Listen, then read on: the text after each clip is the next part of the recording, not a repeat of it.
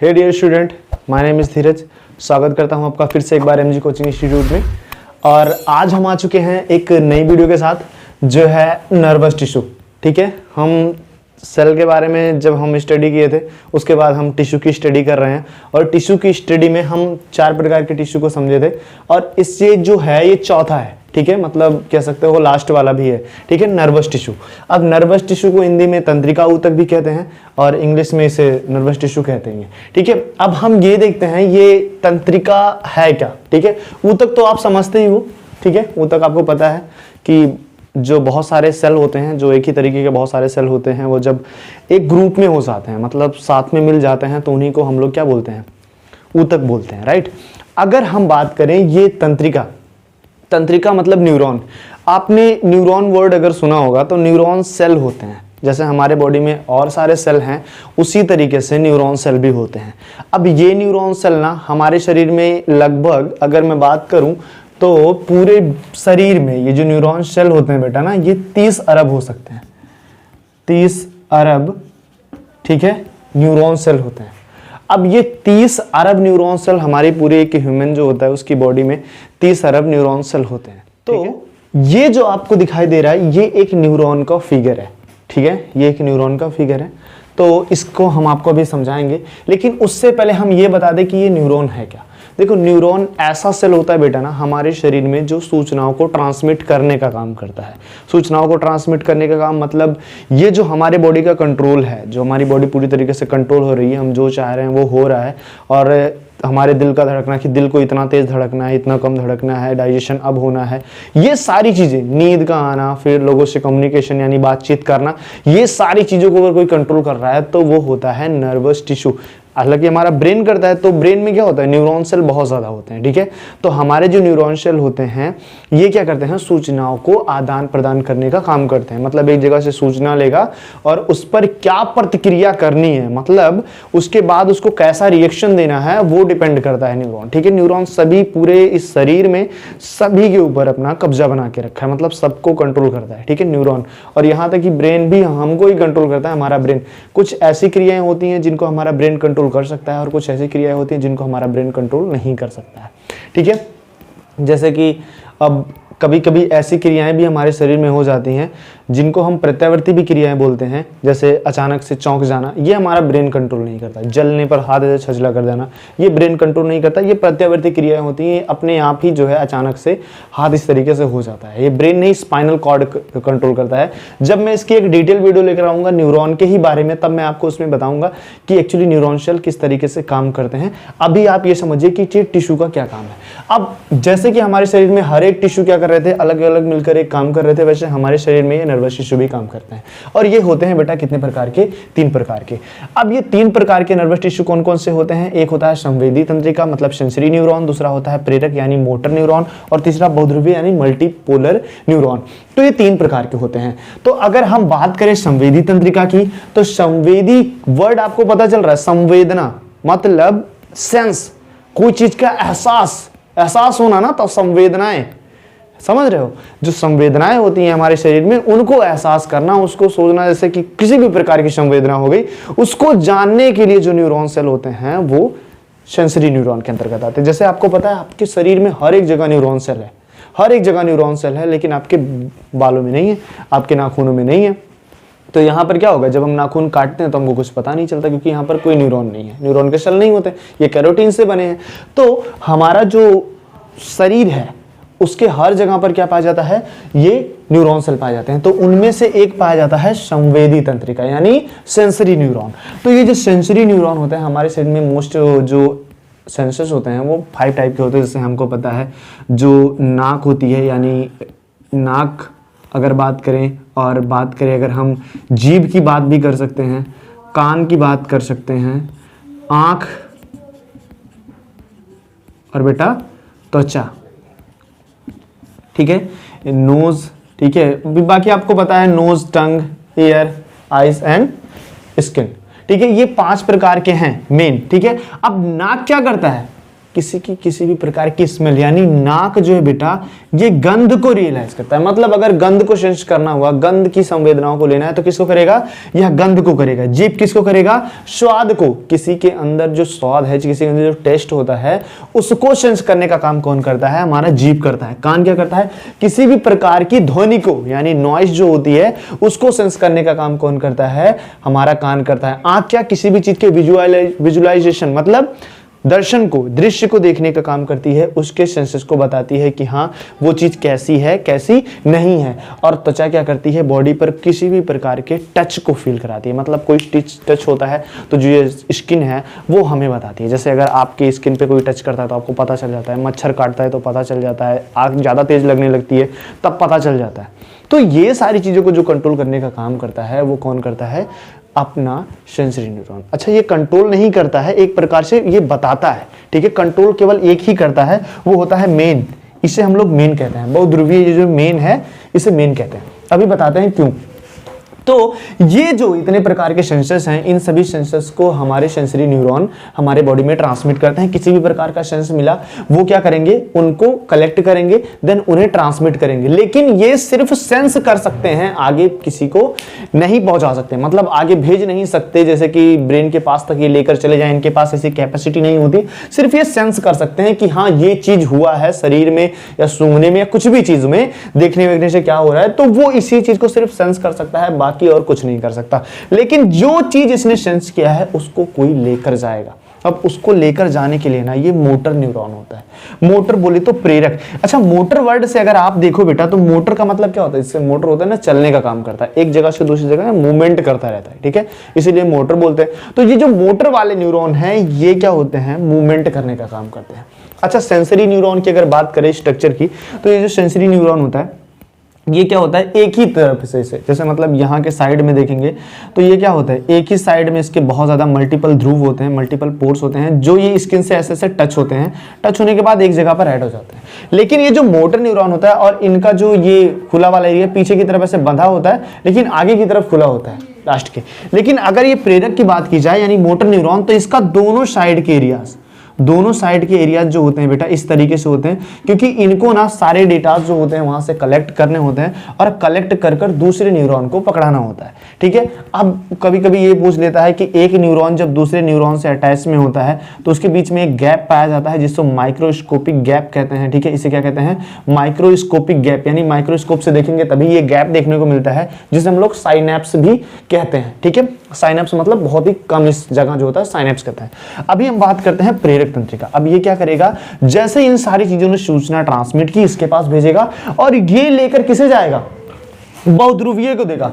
बहुध्रुवीय क्योंकि इसके पास कम थे, बहुध्रुवीय का मतलब जैसे ये अगर न्यूरॉन है तो इसके यहां भी बहुत सारे डेंटिकल लगे होते हैं, आगे से पीछे से हर जगह से मल्टीपल ध्रुव है, मल्टीपल पोल है इसके, और हर एक ध्रुव से ये क्या काम करता है, इसको कनेक्ट करने का काम करता है। मल्टीपल इसके पास पोर है, तो ये हर एक एरिया से एक दूसरे को कनेक्ट करके जोड़ के रखता है, मतलब हर एक जगह से दूसरे को जोड़ के रखेगा और जोड़ने के बाद क्या करता है, क्या डेटाज आ रही हैं, क्या चीजें नहीं आ रही हैं, उनके ऊपर डिसीजन लेने का काम करता है।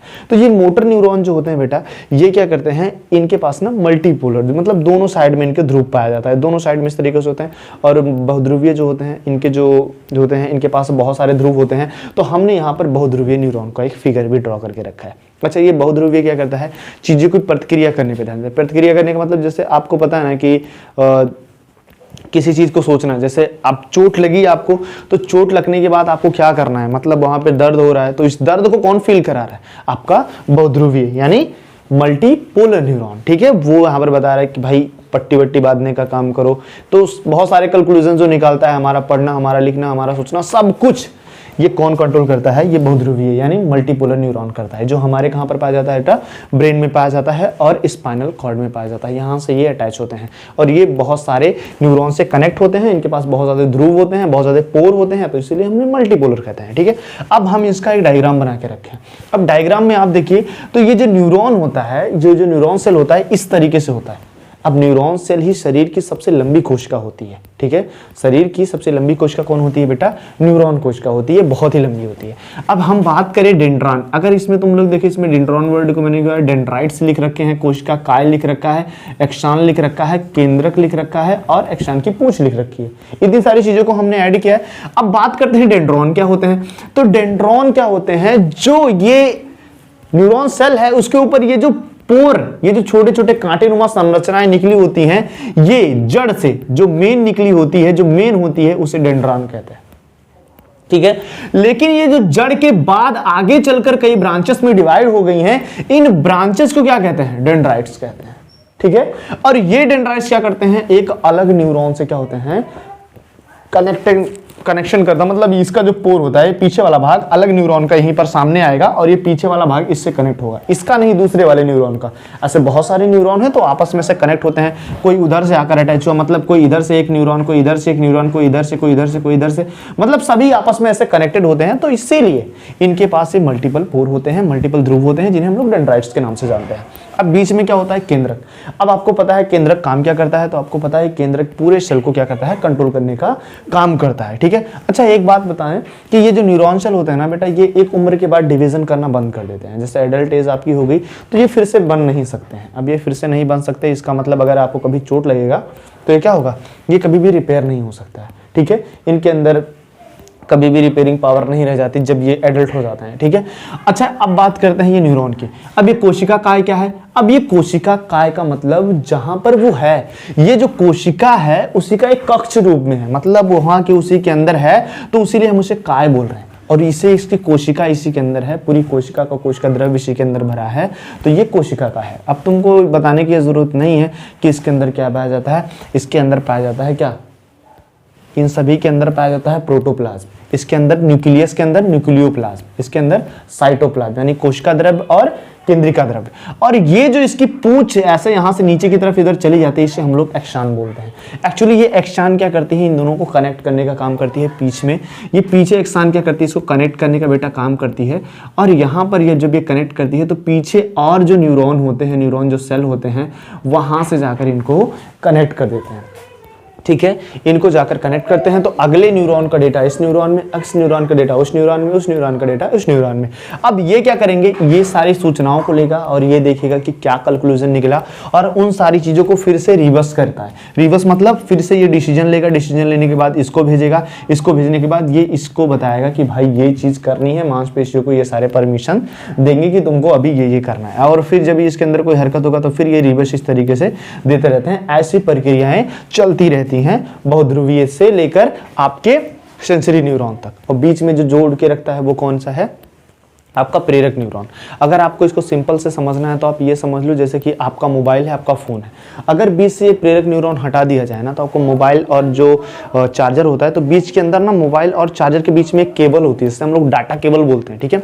अब फोन को तुम उसके कितना भी करीब लेकर चले आओ, अगर तुम डाटा केबल का यूज नहीं करोगे तो फोन चार्ज नहीं होगा, ठीक है। अब उसके लिए तुम्हें डाटा केबल का यूज करना ही पड़ता है। तुम अगर डाटा केबल को देखो ना तो दोनों तरफ उसके सॉकेट क्या होते हैं, बीच में जाने के लिए उसके गैप होते हैं, वो उसके अंदर जा सकता है, उसके अंदर जा सकता है, दोनों की जगह। लेकिन जो चार्जर होता है उसके पास एक ही गैप होता है जिसके अंदर होता है, और उसके पास दो पोर होते हैं। और अगर फोन की बात करें तो उसके अंदर मल्टीपल क्या होते हैं, ध्रुव होते हैं, जिसके अंदर वो चार्जर को जो उसके पिन है उसके ऊपर कनेक्ट होते हैं, देन चार्जिंग होने लगता है फोन। तो उसी तरीके से ये भी है, ठीक है। आपको समझ में आया? तो ये हमारा है क्या, नर्वस टिश्यू यानी तंत्रिका होता है। आई होप कि आपको ये समझ में आया होगा, ठीक है। अगर आपको कोई डाउट रहता है तो आप मुझसे पूछिएगा, मैं ज़रूर बताऊंगा।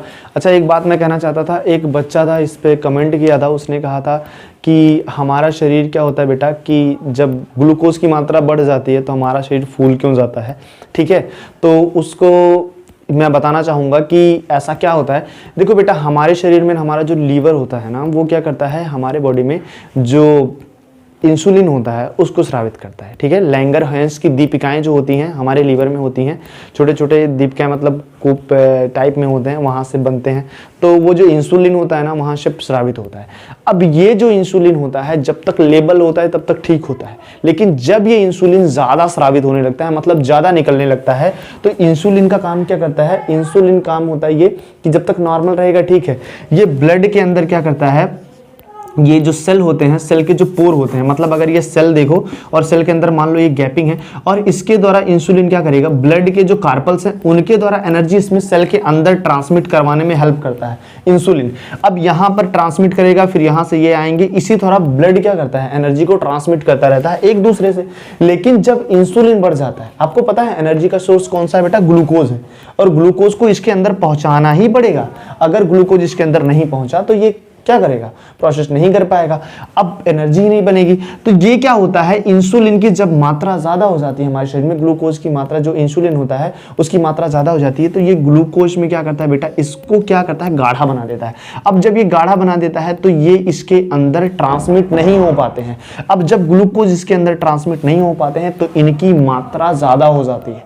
अब इनकी मात्रा जब बहुत ज्यादा हो जाती है तो ये रक्त के अंदर क्या होते हैं, ग्लूकोज ज्यादा मात्रा में ट्रेवल करने लगते हैं, जिसकी वजह से हमें मधुमेह नाम की बीमारी हो जाती है, यानी डायबिटीज या शुगर कह सकते हैं, हो जाती है।